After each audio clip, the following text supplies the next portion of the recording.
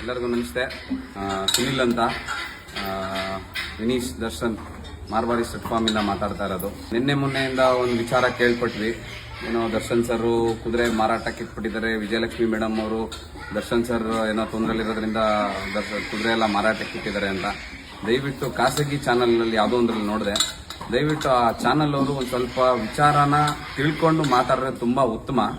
ಇಲ್ಲ ಅಂದ್ರೆ ಸುಮ್ಮನೆ ಏನೇನೋ ವಿಚಾರಗಳನ್ನ ಜನಕ್ಕೆ ತಲುಪಿಸ್ಬೇಡಿ ಅನ್ನೋದು ನನ್ನ ಒಂದು ಅನಿಸಿಕೆ. ಯಾಕೆಂದ್ರೆ ಇವಾಗ ಈ ತೋಟ ನೋಡ್ಕೋತಾರದು ನಾನೇ. ಸೊ ನೀವು ಯಾವ ರೀತಿ ಮಾತಾಡ್ತಾ ಇದ್ದೀರಾ, ಸುಮ್ಮನೆ ಕುದುರೆ ಮಾರಾಟಕ್ಕೆ ಇಟ್ಟಿದ್ದಾರೆ, ಏನು ಎತ್ತ ಅನ್ನೋದನ್ನ ಏನಕ್ಕೆ ಹಾಕಿದೀವಿ ಅನ್ನೋದನ್ನ ಬೋರ್ಡಲ್ಲಿ ಫಸ್ಟ್ ತಿಳ್ಕೊಳ್ಳಿ. ಆ ಬೋರ್ಡ್ ಹಾಕಿ ನಾವು ಆಲ್ಮೋಸ್ಟ್ 1.5 ವರ್ಷದ ಮೇಲೆ ಆಯ್ತು. ಏನಕ್ಕೆ ಹಾಕಿದೀವಿ ಅಂತ ಅಂದ್ರೆ ಸುತ್ತಮುತ್ತ, ಈಗ ಮೈಸೂರು ಸುತ್ತಮುತ್ತ ಆಗಿರ್ಬೋದು, ಬೆಂಗಳೂರು, ಹಾಸನ್ನು, ಒಳೇನ, ಸುಮ್ಮನೆ ನಾನು ಹೇಳ್ತಾ ಇರೋದು ಈ ಸುತ್ತಮುತ್ತದಲ್ಲಿ ಯಾರಿಗಾರು ಒಬ್ರು ಕುದುರೆ ಸಾಕ್ಬೇಕು ಅನ್ನೋದು ಆಸೆ ಇರುತ್ತೆ. ಈಗ ಅವರು ಯಾವ ತರ ಯಾರನ್ನ ಕಾಂಟ್ಯಾಕ್ಟ್ ಮಾಡಬೇಕು ಏನು ಅನ್ನೋದು ಗೊತ್ತಿಲ್ಲ. ಈಗ ಯಾರೋ ಸಿಗ್ತಾರೆ, ರಾಜಸ್ಥಾನದಿಂದ ಕುದುರೆಗಳು ಮಹಾರಾಷ್ಟ್ರ ಸಿಗುತ್ತೆ, ಮತ್ತೆ ತಮಿಳ್ನಾಡಲ್ಲೆಲ್ಲ ಎಲ್ಲೋ ಒಂದ್ ಕಡೆ ಇದೆ ಅಂತ ನಮಗೂ ಮಾಹಿತಿ ಇದೆ. ಬಟ್ ಏನ್ ಮಾಡ್ತಾರೆ, ರಾಜಸ್ಥಾನ ಈಗ ಗೊತ್ತಿಲ್ಲದೇನೆ, ಈಗ ನನಗೆ ಕುದುರೆ ಬಗ್ಗೆ ಗೊತ್ತಿಲ್ಲ, ಈಗ ನಾನು ತಿಳ್ಕೊಂಡಿರೋದು. ಈಗ ನನಗೂ ಸಾಕ್ಬೇಕಂತ ಆಸೆ ಇದೆ, ತಿಳ್ಕೊಂಡ್ಮೇಲೆ ತಾನೇ ಸಾಕ್ಬೇಕಾಗಿರೋದು. ಸುಮ್ಮನೆ ಯಾರೋ ಹೋಗ್ಬಿಟ್ಟು ಈಗ ರಾಜಸ್ಥಾನ ನಾನು ತರ್ತೀನಿ ಅಂದ್ರೆ ಇಲ್ಲಿನ ಟ್ರಾವೆಲಿಂಗ್ ಎಷ್ಟು ದೂರ ಆಗುತ್ತೆ.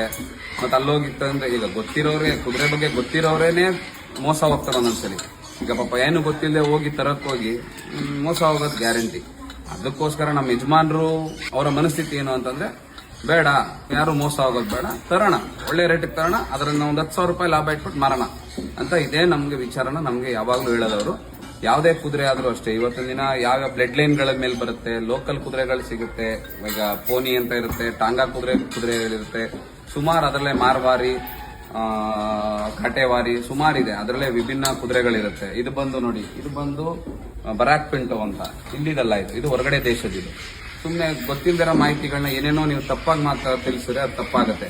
ದರ್ಶನ್ ಸರ್ ಮಾರಾಟಕ್ಕೆ ಏನಕ್ಕೆ ಹಾಕಿದೀವಿ ಅಂತಂದ್ರೆ ತಿಳ್ಕೊಳ್ಳಿ. ಫಸ್ಟ್ ಯಾರು ಸಾಕೋರಿದ್ರೆ ಬಂದು ವಿಚಾರಿಸಿ ತಗೊಬಹುದು ಅನ್ನೋ ಅಷ್ಟೇ ಒಂದು ಉದ್ದೇಶದಿಂದ ಮಾರಾಟಕ್ಕಿದೆ ಅಂತ ಹಾಕಿದೀವಿ. ಇದೆಲ್ಲ ಗಂಡು ಕುದುರೆಗಳು, ಇದೆಲ್ಲ ಸ್ಟ್ಯಾಲಿಯನ್ಗಳು ಬರುತ್ತೆ, ಗಂಡು ಕುದುರೆಗಳು. ಹೆಣ್ಣು ಕುದುರೆಗಳು ಅಲ್ಲಿದೆ. ಈಗ ನೋಡಿ, ಇದೆಲ್ಲ ಹೆಣ್ಣು ಕುದುರೆಗಳು.